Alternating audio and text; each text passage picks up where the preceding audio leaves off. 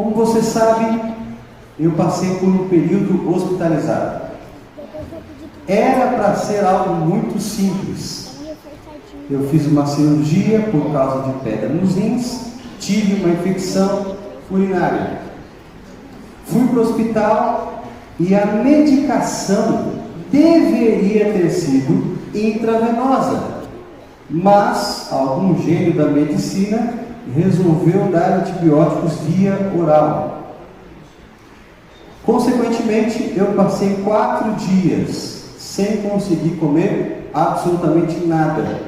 Eu só vomitava, nem água parava.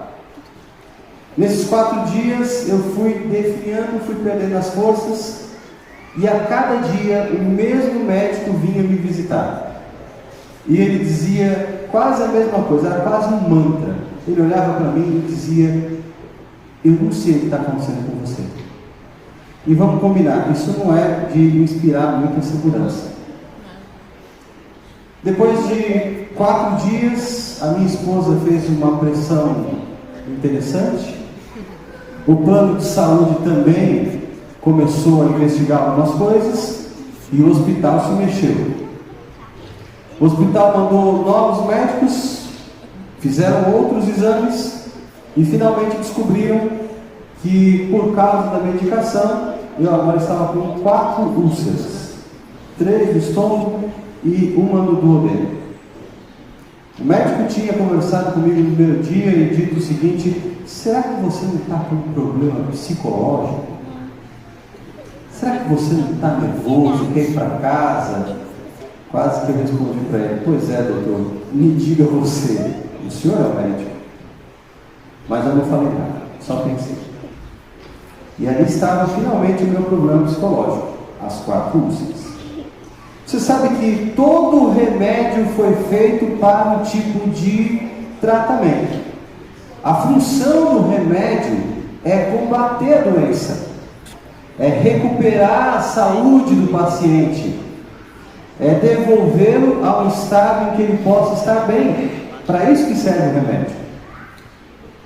Mas, apesar disso, o remédio que foi feito para curar, ele também, se for aplicado de maneira errada, ele pode trazer sérias e danosas consequências. Ou simplesmente ser ineficaz. Um remédio na dosagem errada, ele pode não fazer o que ele deveria fazer. E aí a doença não é combatida. Sabe que esse livro que você tem aí na sua mão, deixa eu ver a sua Bíblia. Você está com a sua Bíblia aí? Esse livro que você tem na sua mão é a autorrevelação de Deus. Por meio desse livro, homens escolhidos em interação com o poder de Deus transmitiram uma mensagem celestial. A mensagem de Deus que importa para a nossa salvação. Mas esse livro que mostra a obra de Deus, desde o sacrifício de Jesus até a sua intercessão no santuário, tudo em favor da nossa salvação. Esse livro, se mal usado, pode trazer malefícios ou simplesmente ser ineficaz. E olha, ao longo da história, é exatamente isso que Satanás faz. Ele trabalha para que dúvidas, para que preconceitos, para que ignorância e mesmo descaso impeçam você de valorizar e aceitar a mensagem da Bíblia. E quando a gente percebe essa atuação de Satanás, ela tem um objetivo. Simplesmente o inimigo não quer que o remédio de Deus faça efeito na sua vida. Por isso, a gente pode ver alguns exemplos ao longo da história de como ele tem atuado. Pensa, por exemplo, aí no caso dos fariseus. Você já ouviu falar sobre eles? Você sabe quem foram os fariseus? Os fariseus são bem conhecidos. Os fariseus eram um grupo de pessoas que começou a participar desse movimento na época em que Israel estava longe do seu país. E eles decidiram, já que eles estavam longe por causa da desobediência, eles decidiram que agora eles iriam obedecer de forma minuciosa tudo o que Deus havia dito. E olha que interessante, fariseu vem de uma raiz que significa perfeito. Esse era o objetivo deles, viver de forma perfeita. Mas infelizmente não foi o que aconteceu. Os fariseus acabaram vivendo de forma legalista. Os fariseus acabaram fazendo com que regras fossem acrescentadas à palavra de Deus. E em virtude disso, eles acabaram tendo uma experiência religiosa que foi um desastre. Era o tipo de remédio que, ao invés de curar, mata. Mas hoje eu não vou falar dos fariseus, eu vou falar dos saduceus. Você sabe quem são os saduceus? Talvez sim, talvez não. É muito fácil de confundir esses dois grupos. É muito fácil pensar que se tratam das mesmas pessoas, mas não. Embora os saduceus fossem também uma seita judaica, eles eram completamente diferentes dos fariseus. Porque os saduceus eram um grupo de pessoas que tem uma diferença na forma como eles aceitam as Escrituras. E você vai descobrir nessa mensagem por que eu escolhi falar sobre isso. Porque é interessante nós refletirmos sobre isso. Geralmente no final do ano, a gente começa a fazer uma série de reflexões sobre a nossa vida. E eu quero convidar você, a partir da experiência dos saduceus, a refletir como tem sido a sua experiência com a palavra de Deus, com a Bíblia. Que decisões você precisa tomar para não repetir os mesmos erros que eles cometeram. E deixa eu dizer uma coisa para você. Os saduceus eram o grupo mais influente na época de Jesus, porque eles controlavam o templo. Eles eram os altos sacerdotes. Mas os fariseus, embora tivessem toda aquela questão de se apegar a detalhes, nós não encontramos isso nos saduceus. Os saduceus, ao contrário, eles acreditavam apenas nos 5 primeiros livros da Bíblia, o chamado Pentateuco, os livros escritos por Moisés. Eles rejeitavam os outros escritos. Tinha uma outra coisa que eles rejeitavam também. Sabe o que é? Eles rejeitavam milagres, aparições sobrenaturais, manifestações dos anjos, visões. Os saduceus, portanto, eles tinham uma visão apenas parcial da revelação de Deus. Aceitavam apenas um pedaço dessa revelação. Eles misturavam o judaísmo com a cultura grega daquela época. E nessa mistura, eles viviam de uma forma completamente liberal.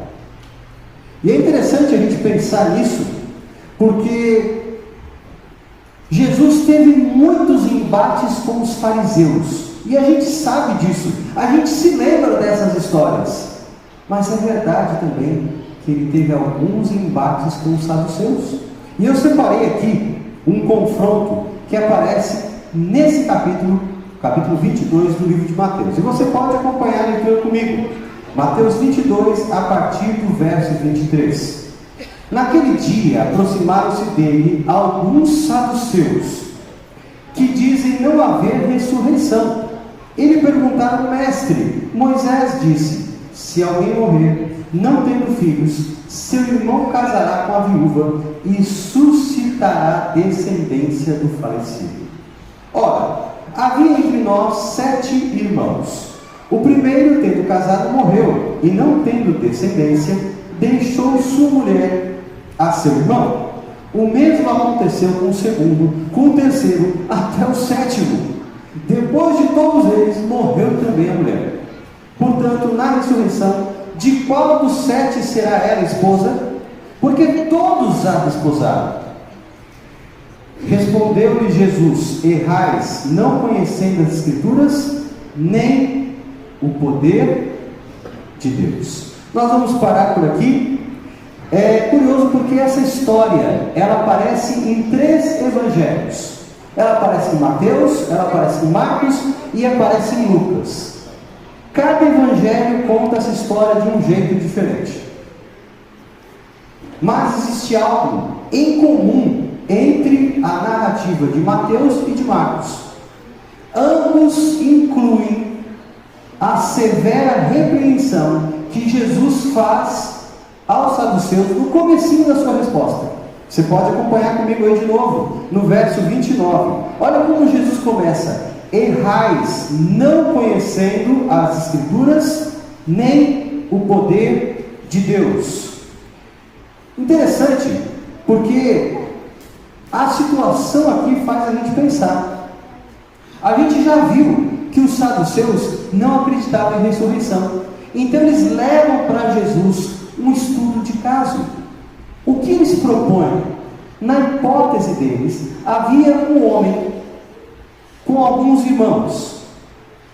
Eles usam um pedaço da lei de Moisés, a chamada lei do levirato, que para nós hoje é muito estranha. Mas essa lei dizia o seguinte: se um homem morria sem descendente, então seu irmão se casava com a sua mulher.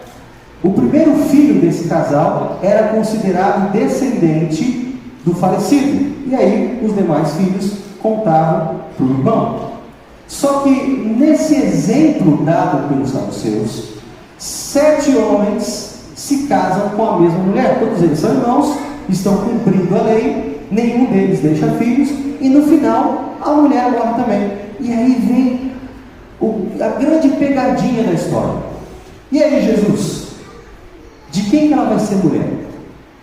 Ela se casou com 7. Essa história ela tem um objetivo. Eles queriam que Jesus se confundisse e percebesse que não é lógica a crença na ressurreição. Esse era o grande objetivo: destruir a crença de que um dia os mortos vão ressuscitar. Por isso eles contaram essa história. Era uma grande armadilha. Mas Jesus, ele não se impressiona com essa armadilha, ele a desmonta muito facilmente. E a primeira coisa que ele faz é fazer essa repreensão, é dizer que eles estavam errando. E é curioso porque o termo errar aqui, que aparece em Mateus e também em Marcos, ele é usado só aqui nesses 2 evangelhos. Em Marcos é usado 2 vezes. Até no final Jesus reforça que eles estavam errando. Paulo e Tiago também usam essa palavra, mas em outro sentido, como advertência. Eles usam no sentido assim: não se enganem. Aqui Jesus não está fazendo uma advertência, ele está fazendo uma afirmação: vocês estão errados, vocês estão se confundindo, vocês estão se desviando da verdade. E no que consistia o erro dos saduceus? Bom, de acordo com Jesus, o erro deles era duplo. 2 pontos eram os pontos que marcavam esse erro. Você consegue perceber na Bíblia? Quais são os 2 erros que eles cometiam? Primeiro erro, eles erravam porque não conheciam as Escrituras. E o segundo erro, porque não conheciam o poder de Deus. Veja que quando a gente olha esses 2 pontos, a gente pode pensar o seguinte: bom, eles estão usando as Escrituras, é verdade, mas lembre-se, os saduceus não usam todas as Escrituras porque eles não acreditam em todas as Escrituras. O conhecimento, a fé deles é apenas parcial. Eles relativizam a palavra de Deus. E é curioso porque quando a gente pensa nisso, o problema dos saduceus está na dosagem do medicamento. Porque essa dosagem é tão pouquinha, é tão insuficiente, que não traz resultado, não cura o paciente, não fornece o que era necessário. E o segundo problema, é claro, é o ceticismo, não crer no poder de Deus. Você sabe que ter dúvida é uma coisa. Você tem dúvidas? Bom, eu também tenho. Todos nós, em algum nível, temos dúvidas. Mas uma coisa é você ter dúvidas sinceras, coisas que você não entende. Outra coisa completamente diferente é quando você descrê. Veja, não entender e buscar e confiar em Deus é uma coisa. Descrer já é uma decisão. A dúvida é indecisão. Descrer já é uma decisão. E aqui nós temos uma atitude aberta de ceticismo. Alguém que não crê no poder de Deus. Que Deus possa realizar aquilo que Ele afirma em Sua própria palavra. E claro, quando você lê as páginas do Novo Testamento, você percebe que os fariseus são tradicionalmente um problema para Jesus. Qualquer pessoa que esteja habituada a ler os evangelhos percebe isso. Mas nem todos percebem que igualmente os saduceus também são um problema. Os fariseus por exagerar na dose do medicamento, e os saduceus por dar menos do que é necessário. Uns porque acrescentam regras e mais regras, e outros porque extraem o poder da palavra de Deus, diluem a palavra de Deus em seus próprios costumes. E o que a gente pode aprender com um triste relato da experiência dos saduceus? Veja, quando a gente olha ao longo da história do cristianismo, a gente percebe que em todas as épocas o grande desafio é viver o equilíbrio proposto pela palavra de Deus. É aceitar o que ela realmente diz e aplicar o remédio de Deus à nossa vida. Você sabe que teve uma época em que ser fariseu estava muito na moda. Era um período da igreja, e a gente pode pensar no cristianismo de uma forma geral, mas também dá para a gente pensar no adventismo de uma forma particular. Houve uma época em que nós tínhamos anciões pregando muito mais preocupados com o tipo de cabelo que a pessoa usava. Uma época em que as diaconisas ficavam à porta vendo o tamanho da saia das irmãs para ver se era apropriada para a casa de Deus ou não. E sabe que muitas dessas reminiscências, desses resquícios, ainda ficam. Nós ainda temos alguns fariseus, quem sabe, no nosso meio. Sabe que tem gente que tem algumas ideias que nunca foram bíblicas, né? Por exemplo, por aí fora, algumas pessoas ainda hoje acreditam que esse lugar onde eu estou, a plataforma, onde nós temos o púlpito, é uma espécie de lugar santíssimo. Nunca na Bíblia, no Escrito de Ellen White, tem isso. Mas tem gente que pensa nisso. E toma todo o cuidado do mundo, chegando perto do lugar, dizendo que é um lugar santíssimo. Alguns costumes, algumas manias ainda existem no nosso meio. Mas, como eu disse, a época dos fariseus, a popularidade deles passou. Hoje é muito mais louvável, é muito mais atraente, é muito mais bem visto ser saduceu. Nós vivemos um período em que ser liberal e dizer tudo de acordo com a cultura sempre abre portas. E na história do adventismo, nós temos aí, pelo menos desde a década de 70, algumas correntes liberais. E quando eu falo de correntes, a gente tem que entender o seguinte: não é que são movimentos, como muitas vezes a gente vê, dissidentes que saem da igreja, antitrinitarianos, que formam movimentos. Não é isso não. É que em alguns países do mundo, quando a gente olha a nossa igreja, boa parte da membresia segue uma tendência mais liberal. E esses liberais, eles são muito influenciados pela teologia liberal protestante. A gente chama no adventismo esses liberais de adventistas progressistas. E assim como todos os evangélicos liberais, eles têm um olhar diferente para a Bíblia. A Bíblia não é mais a palavra de Deus, ela apenas contém a palavra de Deus, mas junto com os erros do pensamento daquela época. Então, para os liberais, não é que Deus criou o mundo em 7 dias. Deus criou o mundo. Os autores daquela época é que acreditavam nos 7 dias.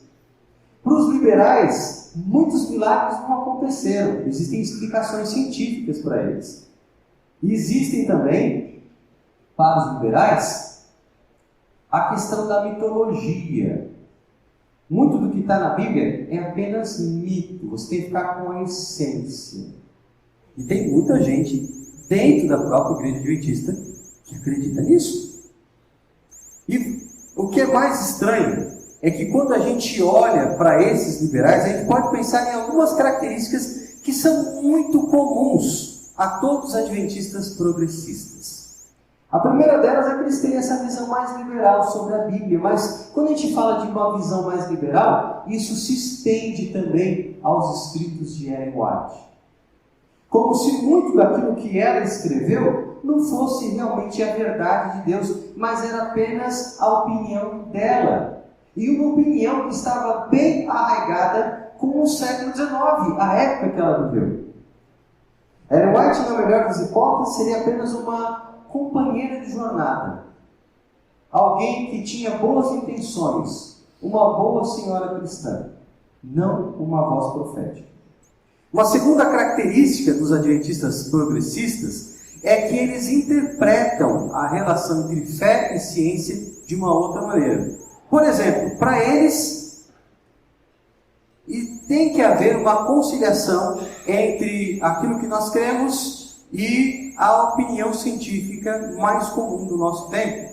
Por isso, já há algum tempo, alguns progressistas pediram que a igreja desse a possibilidade de ser ensinado nas nossas universidades aquilo que a gente chama de evolucionismo teísta. A ideia de que houve uma evolução com a diferença de que Deus é quem estava dirigindo o processo. Claro que isso não foi aceito, mas houve um pedido. Então, a ideia de que somos criacionistas não é mais acreditada pelos adventistas progressistas. Eles não creem mais nisso, embora a igreja oficialmente nunca tenha mudado com respeito a isso. Os progressistas também não consideram relevante manter o sistema de vida, o estilo de vida adventista. Por exemplo, o uso de joias, de brincos, consumo de cafeína, ida a teatro, cinema ou outros lugares de entretenimento. Para eles isso não é importante. Para essas pessoas, usar ou não usar tatuagem, por exemplo, não faz diferença, porque eles dizem que o importante é Jesus no coração e não o meu exterior. Mas a Bíblia ensina sobre a vida transformada.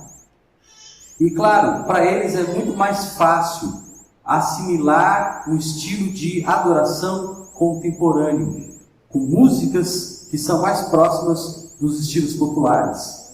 Os adventistas progressistas também, uma quarta característica, eles não acreditam, ou melhor, eles acreditam naquilo que a gente chama de verdade presente.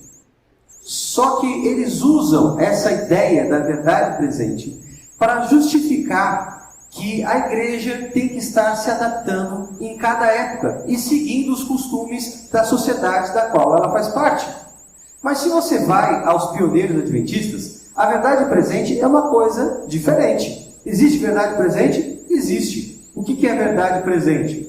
Número 1. A verdade presente é a verdade de Deus para aquela época. Deus sempre teve uma verdade para cada época. Mas, número 2, essa verdade presente ela nunca vai contradizer aquilo que Deus já revelou no passado. Pelo contrário, a verdade presente lança a luz sobre a verdade de outras épocas. E número 3, a verdade presente só acontece por causa da nossa falha humana em compreender a verdade. Não é que a verdade mudou, é que nós não havíamos entendido completamente. E agora Deus envia mais luz para que a gente compreenda e compartilhe. Então o conceito é diferente. E a última característica desses adventistas progressistas é que eles são mais propensos ao ecumenismo, porque eles não acreditam que a igreja adventista seja um remanescente. Pelo contrário, a igreja adventista é apenas mais uma igreja. O remanescente seriam as pessoas que estão envolvidas com a mensagem de Deus, sejam de que lugar elas forem. Para alguns deles, por exemplo, ser remanescente significa se envolver com a justiça. E mesmo pessoas não cristãs podem fazer parte desse remanescente. Essas são apenas algumas características bem resumidas do que é o adventismo progressista. E claro, a gente pode pensar em algumas consequências práticas disso. E eu separei um exemplo. Tem um vídeo muito popular hoje, que é o depoimento de Norman bin Yad. Esse camarada, o senhor Yad, era um pastor adventista. E ele deu o seu depoimento a um canal do YouTube, um canal católico. O vídeo está todo em inglês. E aí ele conta por que ele passou de pastor adventista a católico. Ele conta a conversão dele. E sabe o que foi importante na conversão dele? Foi a influência das faculdades de Loma Linda e La Sierra, duas instituições adventistas mantidas pela igreja. Graças ao período que ele estudou nesses dois lugares e a influência que tiveram sobre ele, é que ele se tornou católico. E eu conversei com um amigo que é professor, coitado, lá em La Sierra.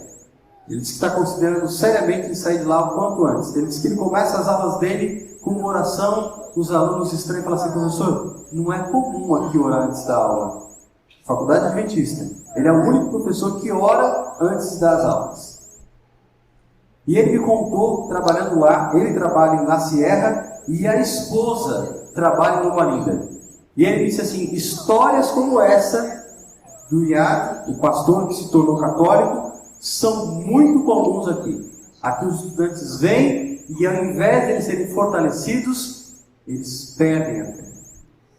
É isso que acontece quando você tem o liberalismo. O adventista progressista, ele não zela pela identidade profética da igreja. E quando você não tem identidade, é muito fácil você se misturar e se confundir com os demais. Se tornar simplesmente mais um evangélico genérico ou, como no caso que eu mencionei, um católico normal. Deixa eu contar uma outra história. Essa história é para mostrar que isso não é só nos Estados Unidos. Na Europa, nós temos há muitas décadas o resultado do progressismo.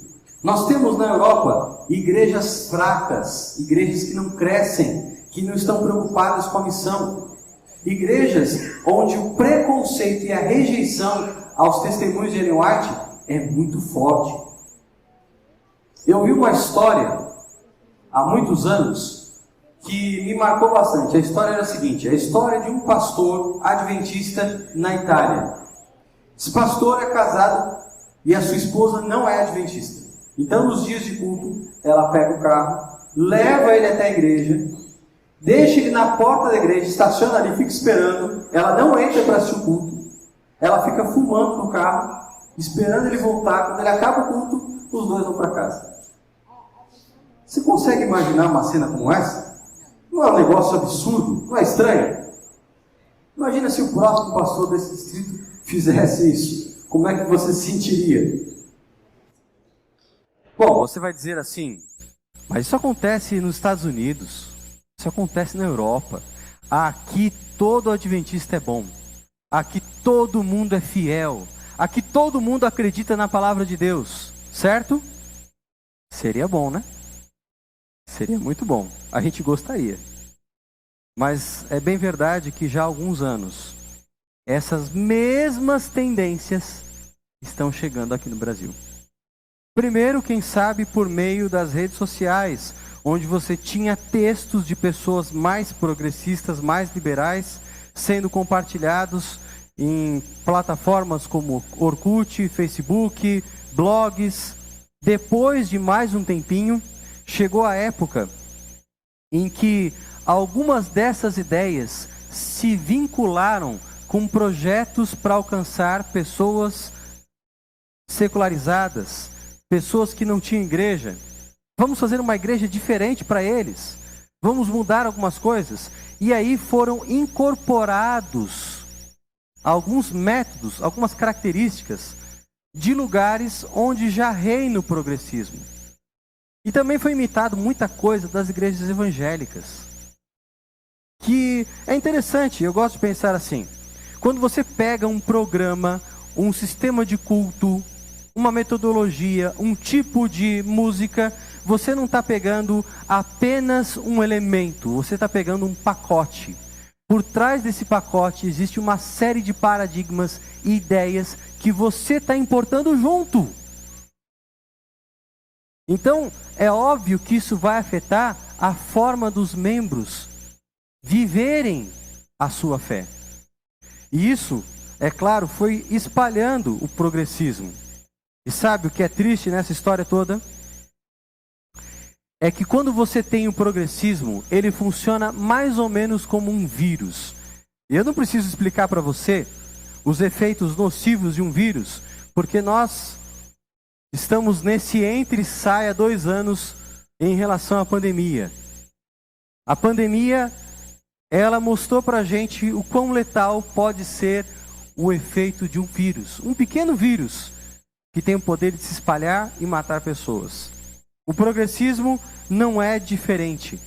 Às vezes ele infecta alguns indivíduos, alguns líderes, e daqui a pouco ele vai se espalhando, e você tem influenciadores, você tem igrejas, você tem uma região, e é muito difícil combater e reverter isso. E sabe, como é que nós podemos resistir a isso?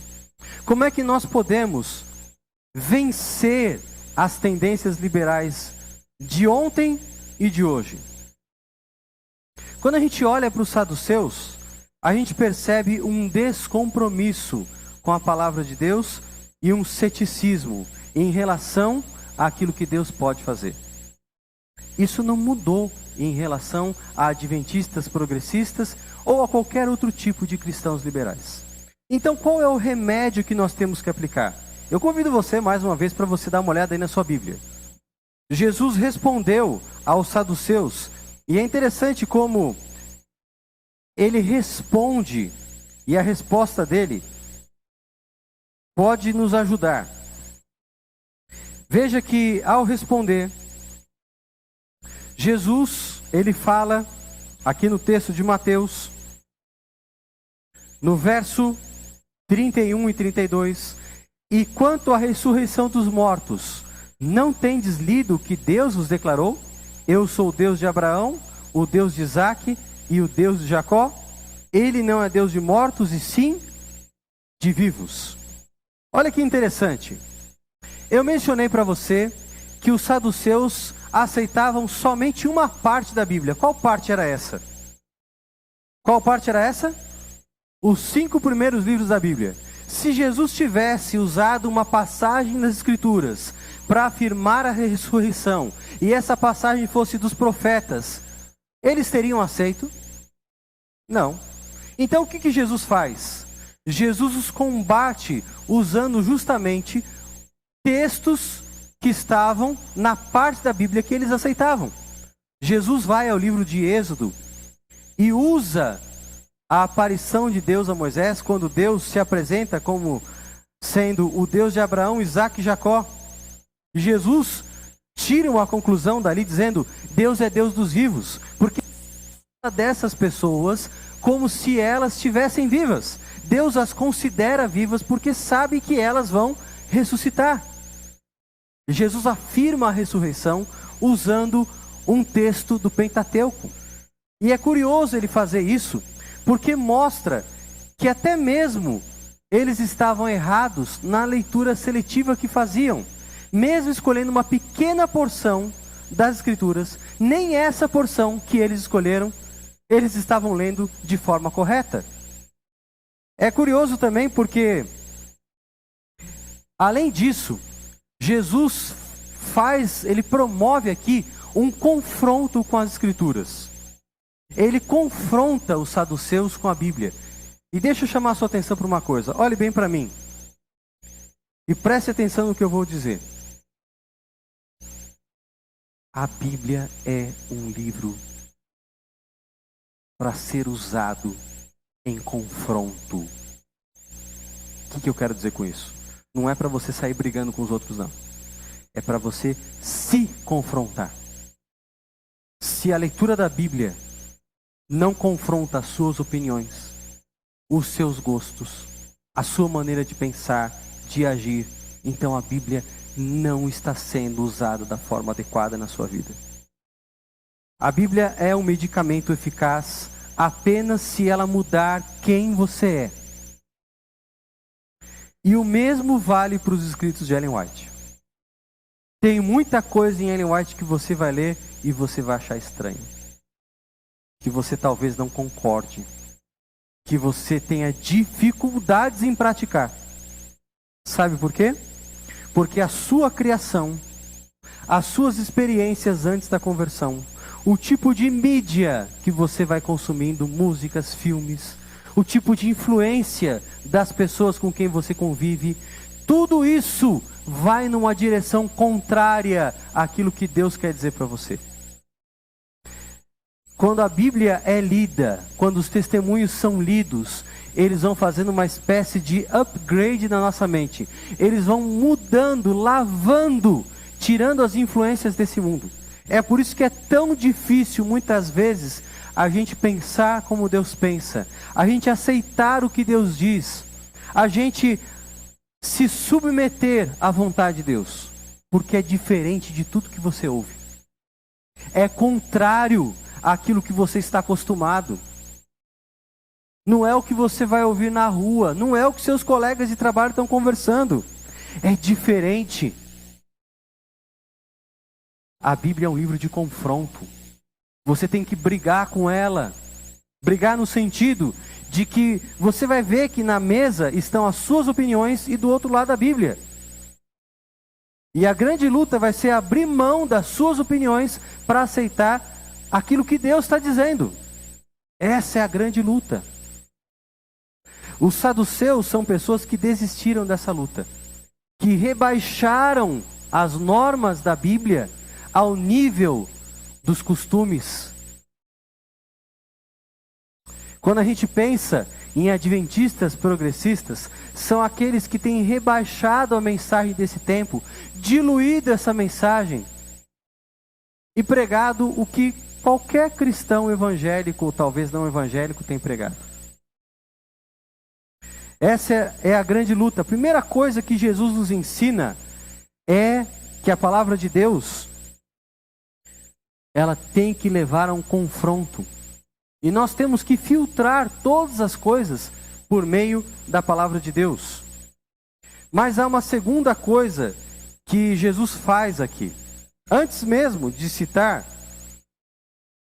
no verso 30, ele já havia dito: porque na ressurreição nem casam nem se dão em casamento, são porém como os anjos do céu.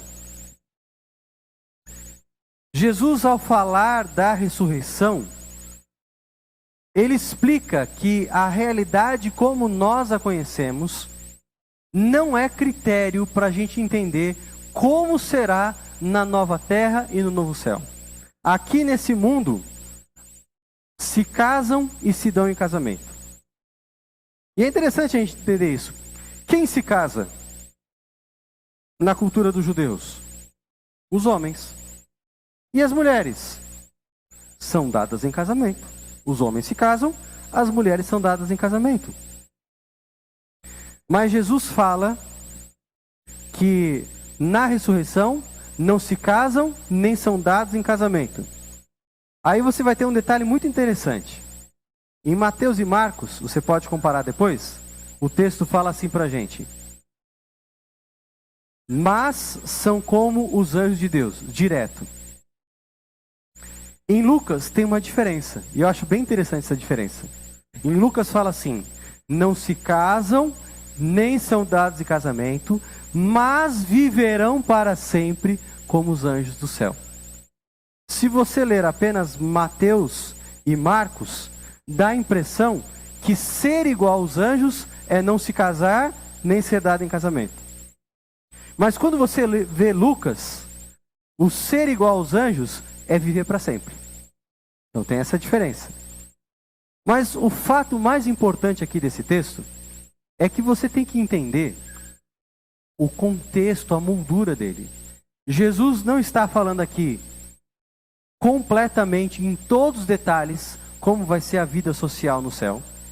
Ele não está descrevendo aqui um tratado sobre o casamento ou não casamento na nova terra. Ele dá uma resposta rápida apenas para rebater o ponto que estava em discussão. E o ponto que estava em discussão aqui não é casamento. O ponto que estava em discussão qual era? Por que os saduceus trouxeram esse problema? Para falar da ressurreição. Então Jesus rebate para dizer: sim, há uma ressurreição.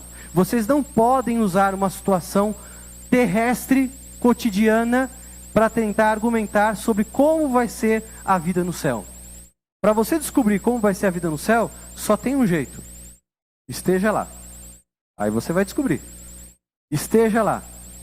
Enquanto você ainda não está lá, o mais importante não é medir o céu pelas experiências daqui, mas é fazer o contrário.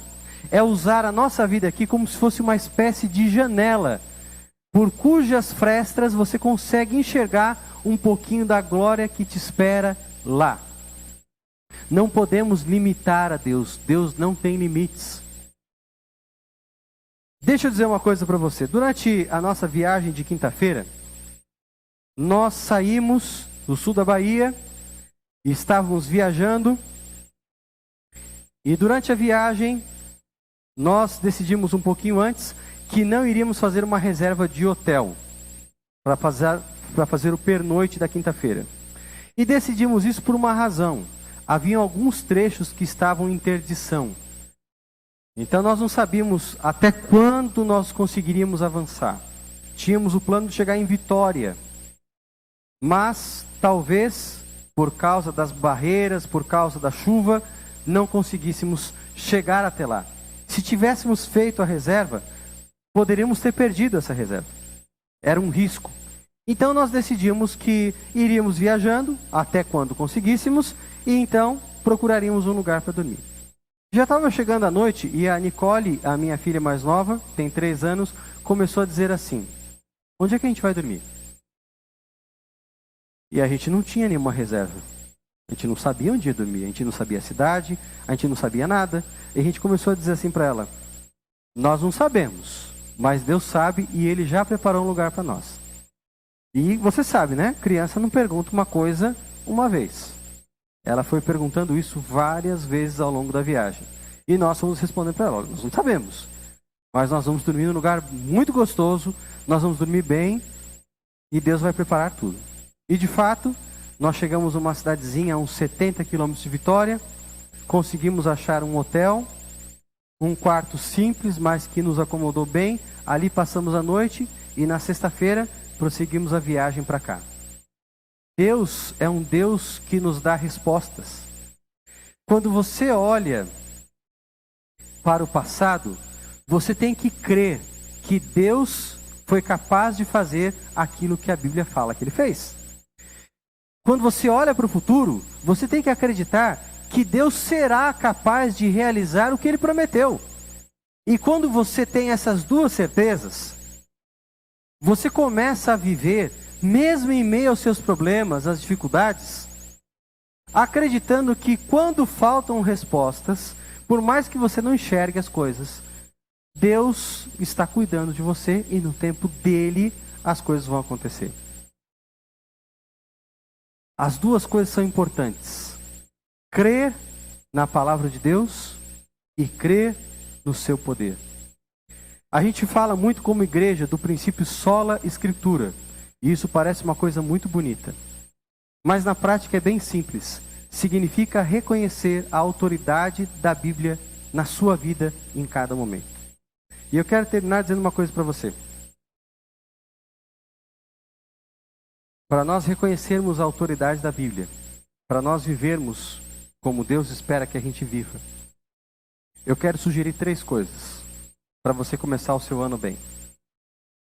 A primeira delas, passe mais tempo com a palavra de Deus. Dedique mais tempo para ler a Bíblia. Dedique mais tempo para ler os testemunhos. Tem cristãos, tem adventistas, que estão na igreja há muito tempo. Mas se você pedir para ele mencionar quantos livros do Espírito de Profecia ele já leu, não cabe em uma mão. Faça um plano com Deus. Comece a ler, comece a estudar. Segunda coisa, tome decisões baseadas naquilo que Deus te mostrar na sua palavra. Não adianta você fazer o ano bíblico pela 30ª vez e a sua vida ser a mesma. Certa ocasião eu ouvi de um comportor que ele conheceu o homem que mais entendia sobre a Bíblia. Esse homem era capaz de recitar vários textos de cor. E sabe onde o comportor conheceu esse homem? Estava num bar, bêbado. Adiantou o que ele conhecer a Bíblia, se ele não aplicou? Tome decisões baseadas na palavra de Deus. A Bíblia é um livro para transformar a sua vida. Não é um livro informativo apenas, é um livro transformativo. Se é que existe essa palavra. Deixe a palavra de Deus agir de forma completa sobre você. E terceiro, nos últimos dias haveria toda espécie de engano. Pessoas influentes iriam usar a sua esfera de ação para espalhar todo tipo de engano, motivados pelo inimigo. Então, mais do que seguir artistas, seguir pregadores, seguir influenciadores, tenha você mesmo o seu compromisso pessoal com a palavra. Tenha você mesmo a sua experiência diária com Deus. Busque orientação. A sua fé depende da sua comunhão com Deus, e Deus já nos revelou o que é necessário. Por que muitas vezes ficamos doentes? Por que muitas vezes temos problemas com os filhos? Por que muitas vezes não conseguimos resolver situações familiares? Sabe por quê? Porque não estamos buscando na fonte. Não estamos estudando as orientações de Deus. Não estamos gastando tempo em oração, buscando saber aquilo que Deus orientou. E aí estamos indo em oração: Senhor, eu tenho tal problema. E Deus está querendo lhe dizer: mas filho, a solução para os seus problemas está aqui. Esse livro que você não abre, esse livro que você não lê. Filho, sabe aquela mulher, Ellen White, que você ouve falar de vez em quando? Ela escreveu tanta coisa, e se você lesse uma parte do que ela escreveu, você não estaria passando por esses problemas que você está enfrentando hoje.